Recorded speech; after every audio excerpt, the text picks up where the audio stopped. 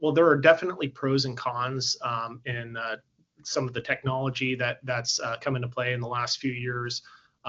I mentioned before, but in particular, I think the implementation of AI and looking at the application of AI to prior authorizations or claims adjudication.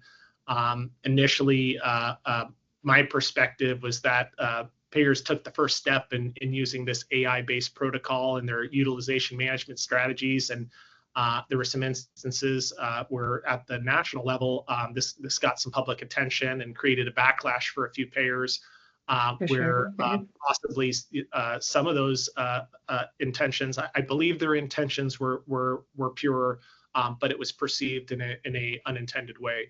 And I think these practices are driving providers, especially larger provider groups, to implement similar systems to leverage AI to assist in their own operational processes. And unless there is I think regulatory change or legal changes to ease the administrative burden and prior authorizations and the claims adjudication, I think that this could end up in a future state where it's a battle of the bots between the payers and the providers, and it could overcomplicate and strain the relationship.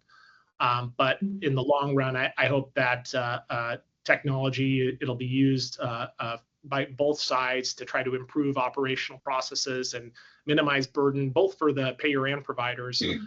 And that'll ultimately reduce burnout for our providers and potentially lower healthcare costs overall. So it's a win-win for both parties.